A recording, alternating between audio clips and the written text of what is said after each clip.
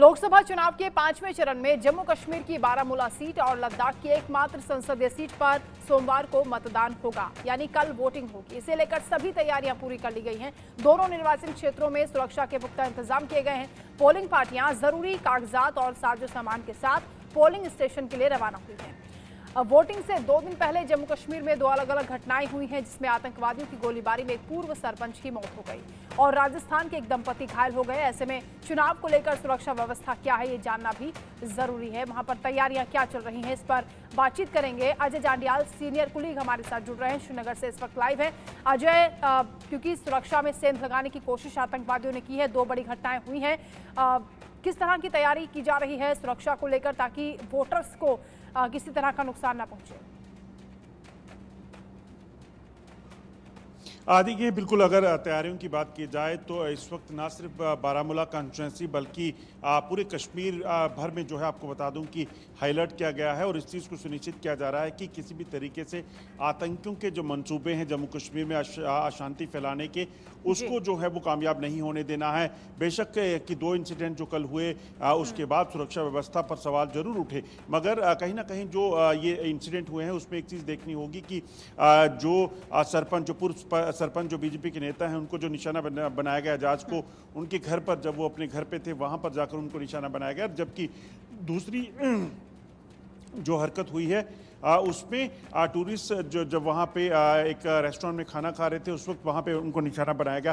तो ये साफ दर्शाता है कि दूर से फायरिंग करके उनको निशाना बनाने की प्रयास जो है वो किए जा रहे हैं और इसके पीछे की मकसद कहीं ना कहीं साफ है। पाकिस्तान दरअसल चाहता है कि किसी भी तरीके से जम्मू कश्मीर में जो शांति है, जो लगातार जम्मू कश्मीर में तरक्की और शांति का दौर चल रहा है, उसे किसी भी तरीके से भंग किया जाए। मगर सुरक्षा एजेंसियाँ लगातार अलर्ट हैं और पाकिस्तान के और आतंकियों के मंसूबों को नाकाम कर रहे हैं। कल लगभग 17.5 लाख के करीब वोटर जो हैं वो वोट डालने के लिए आपको बता दूं कि पोलिंग स्टेशन पर पहुंचेंगे। जिस तरीके से श्रीनगर में सेंट्रल कश्मीर की सीट पर रुझान आए और लगातार वोटिंग परसेंटेज बढ़ा है, जो पिछले कई दशकों के बाद ऐसा हुआ है, वैसा ही जो है वो माना जा रहा है कि बारामूला कॉन्स्टिट्यूंसी में भी होगा, जो नॉर्थ कश्मीर में पड़ती है।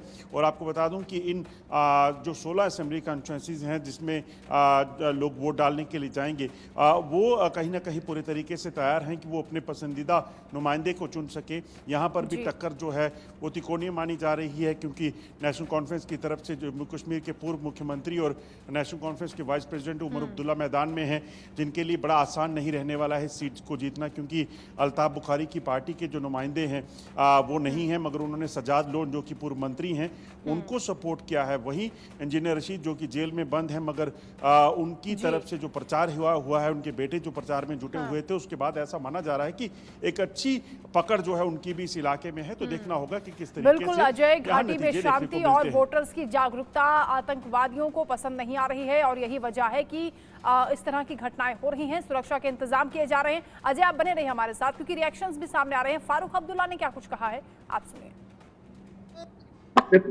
ये लोग दिल्ली में कहते थे 370 जिम्मेवार है, कितने साल से 370? क्या आतंकवाद बंद हुआ? पूछिए उनसे तो दिल्ली में राज करते हैं, क्या बंद हुआ? कौन मरे?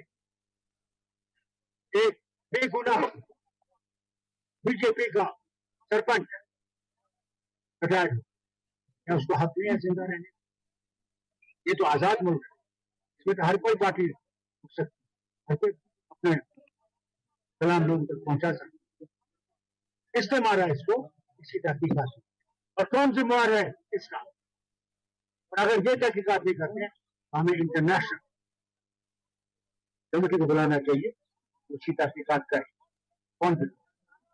डॉक्टर साहब, मैं अपने भरोसे से कहना चाहता हूँ पाकिस्तान, जब तक अमन नहीं आएगा, जब तक आतंकवाद बंद नहीं, आतंकवाद बंद करिए, फिर दोनों मुल्क इकट्ठे बैठ के मसले हल।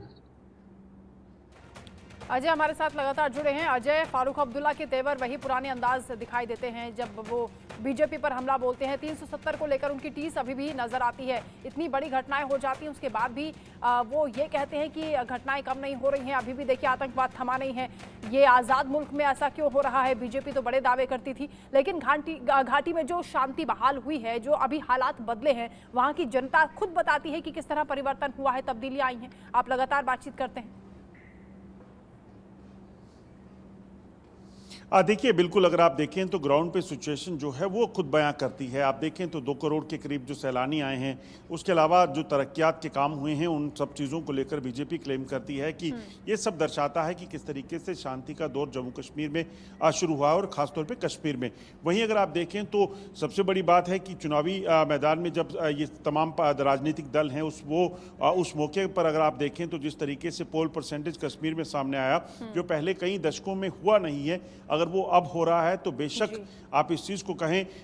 मैं आज ही कुछ समय पहले यहाँ के कुछ जर्नलिस्ट जो उनसे मुलाकात कर रहा था जब बारामूला में, तो उनसे बात हो रही थी, तो वो बता रहे थे कि बारामूला में या श्रीनगर में कभी भी रैलीज निकालने का रिवाज रहा नहीं है। सिर्फ 8 से 10 जो कैंडिडेट या उनके जो कार्यकर्ता है वो जाते थे, कहीं मुलाकातें, छोटी छोटी मीटिंग्स करके वहाँ पर इलेक्शन होती थी और फिर 10%, 5% और 15% वोट डालकर लोग जो है अपना नुमाइंदा चुन लेते थे। मगर आज अगर 50% पोलिंग हो रही है तो वो बताता है कि लोग जो है वो जागरूक हुए हैं। लोग अपने नुमाइंदा चुनने के लिए वो किसी को भी चुने, मगर लोग बाहर निकल रहे हैं। जिस तरीके से कैंपेन हो रही है, ये अलग तस्वीर है। वोट डालने जाएंगे तो उन पर हमला नहीं होगा, इस बात